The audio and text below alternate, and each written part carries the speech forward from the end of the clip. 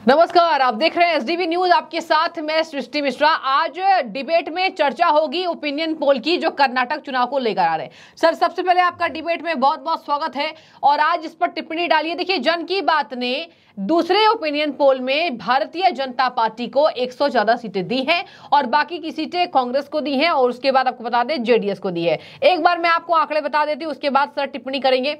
देखिए, बीजेपी को मिली है 100 से 114 सीटें और ये जो जन की बात का ओपिनियन पोल है ये खास क्यों है मैं आपको ये भी बता देती हूँ।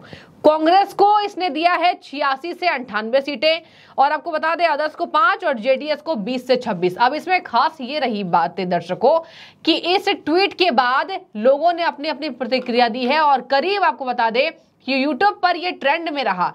10,000 लोगों ने रीट्वीट किया है, यानी कि लोग समझ रहे हैं कर्नाटक का चुनावी हवा किस ओर उसकी बह रही है। सर, आप बताइए कि कर्नाटक में जो जन की बात ने 100 से 114 सीटें भारतीय जनता पार्टी को दी है, यानी कमल को दे दिया है, इस पर वहां की जनता क्या रुख रखेगी और क्या आपको लगता है कि जो ओपिनियन पोल में जो आंकड़े आ रहे हैं वो जमीनी स्तर पर भी यही होने वाले? देखिए, जहाँ तक जन की बात का है तो हमको याद है कि जिस समय त्रिपुरा में चुनाव हुए थे तो 2-3 सर्वे हम लोगों को हमेशा याद आए थे, जैसे चाणक्य का।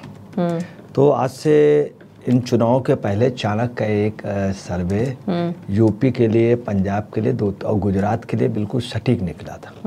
जब उन्होंने चाणक्य ने दिया था तो उस पर विश्वास नहीं हुआ था कि उनका अलग था, बहुत सही था। इधर भी चाणक्य के सर्वे रहे उतने एक्यूरेट नहीं रहे, मैं किसी समय नहीं। जन की बात का भी हमको याद है कि त्रिपुरा का जो उन्होंने सर्वे दिया था, क्योंकि हम लोगों ने जन की बात का ज़्यादा ध्यान नहीं दिया था और सर्वे सी वोटर ये सब, मगर जो एक्यूरेट सर्वे जो आया था त्रिपुरा में वो जन की बात का था। ठीक है।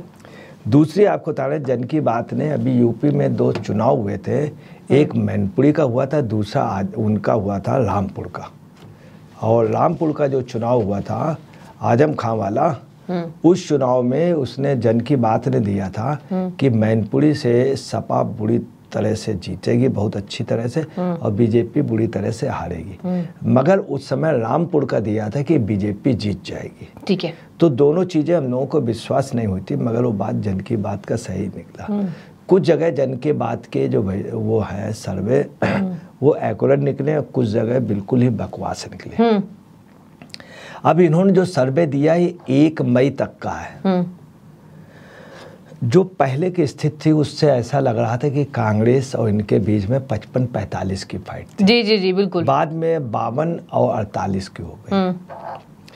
1 मई तक की जो पोजीशन रही है उसमें कांग्रेस प्लस थी।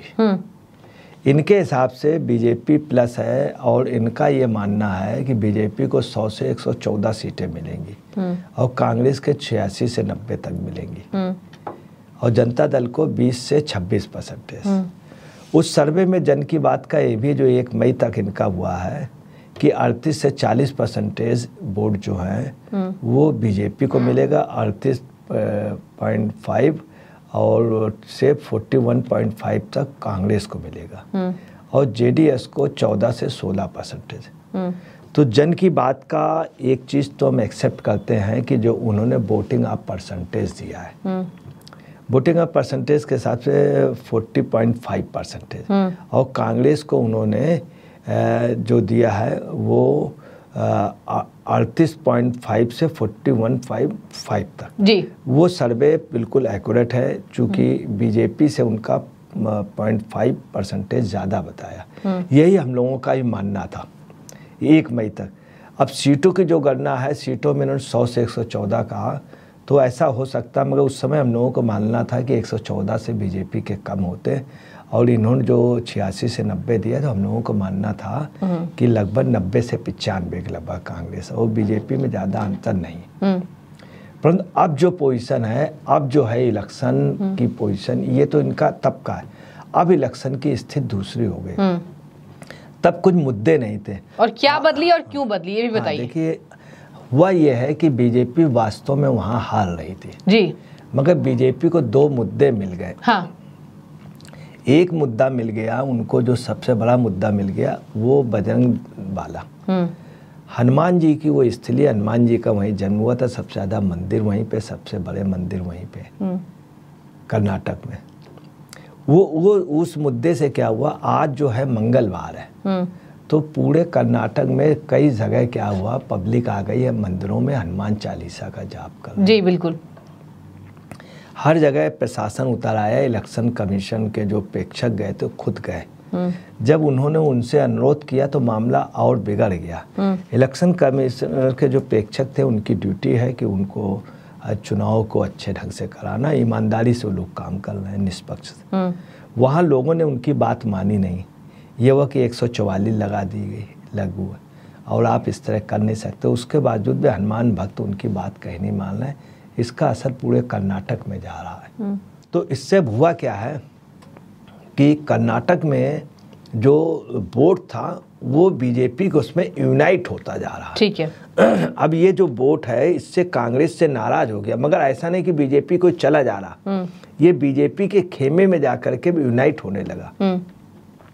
अंदाजा है इसमें कुछ परसेंटेज वोट निश्चित तौर पे मतदान में वो उनके निशान में जा सकता है बीजेपी के। उसमें कांग्रेस का वोटर जो न्यूट्रल वोटर है वो कांग्रेस से इस बात में विमुख हुआ, तो वो दोनों तरफ जा सकता है, जनता दल को, उनको भी।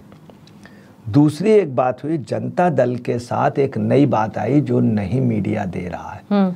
जनता दल के साथ कई आईएएस, कई आईपीएस, कई इंजीनियर, कई एनआरआई वो आ गए प्रचार करने के लिए। ये फैक्ट है।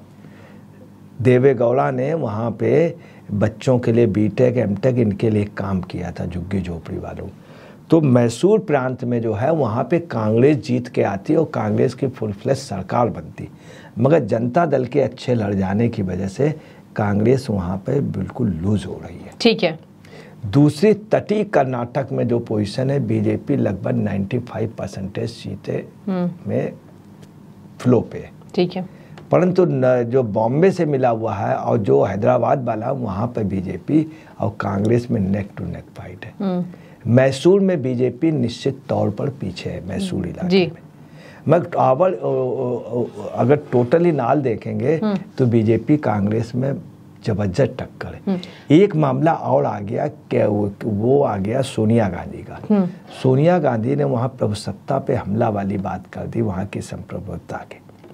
वो चीज़ कांग्रेस के अगेंस्ट में जा रही है, क्योंकि कर्नाटक का वो वहाँ के झंडे को चाहता है। हाँ। मगर अलग राज्य नहीं चाहता। बिल्कुल, हम आपको क्लियर करते हैं, अलग राज्य। देश का जो सबसे ऊंचा झंडा है वो बाधा में नहीं है, वो कर्नाटक में है और बेलगाम में है।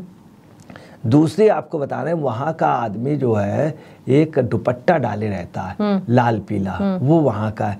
और जो आसाम का है वो एक दुपट्टा अलग डाले रहता है जो कामाख्या से आता है। शहजाद पूना वाला जब भी बोलता है तो वहाँ का वो जो दुपट्टा है कामाख्या का अपने पहने रहता है। आज से बहुत पहले ये पोजीशन थी, आज से 30 साल पहले, कि किसी फोटो में या कहीं लाल किले में कहीं पर भी या फतेहपुर सीकरी में लोग बिहारियों को ऐसे पहचान जाते थे, अंगोछा डाले रहते थे। ठीक है। और महिलाएं मस्ट भी दुपट्टा पहने रहते थे। आज की डेट में ये सब चीज़ें चली गई। बिहारियों की पहचान यही थी कि बिहारी क्या करता था, एक अंगोछा जरूर रखता था। बिल्कुल, ये ऐसे पहचान। हाँ, ऐसे कर्नाटक के लोग रखते थे। अब दुपट्टा भी हट गया और अंगोछा भी हट गया। अब क्या है पोजीशन, मगर कर्नाटक का आदमी अभी भी यहाँ इन्होंने जो बोल दिया है राष्ट्र वाली बात कि मतलब संप्रभुता उनके उसमें सोनिया गांधी ने अपने ट्विटर, इसका असर दूसरा गया। कर्नाटक का आदमी अपने झंडे की तो मांग करता है, जब उससे कह दो राष्ट्र से अलग हो जाओ तो कर्नाटक का आदमी जस्ट उल्टा हो जाता है। यही पोजीशन गुजरात में। गुजरात का आदमी देश के लिए, देश के अगर आपने उससे बात की तो वोट किधर चला जाता है, बीजेपी को। वो चीज़ बीजेपी हमारा अंदाज है कैश करा ले जाएगी। ठीक है। गुजरात में इसी को बोल करके मोदी कैश करा लेते हैं कि वो ये है वो है, देश में खतरा है, देश के टुकड़े हो जाएंगे।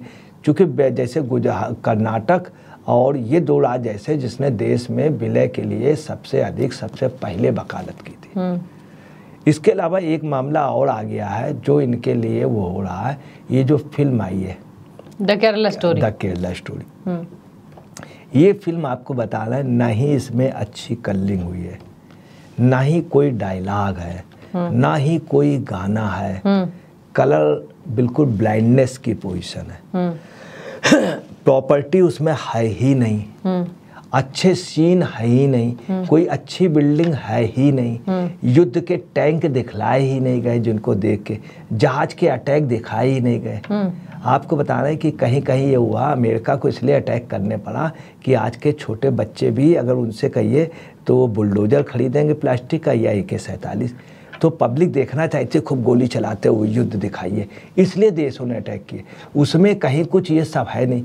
उसके बावजूद भी जो फिल्म की पोजीशन है उसमें जो आदमी जा रहा है टाकीजों में वो उठ के जा ही नहीं रहा, ना बाथरूम करने जा रहा ना कुछ, वहाँ शांत है और उसको देख रहा। देखने के बाद उसके माइंड में वो फिल्म का टोटल सीन मेकअप हो रहा है।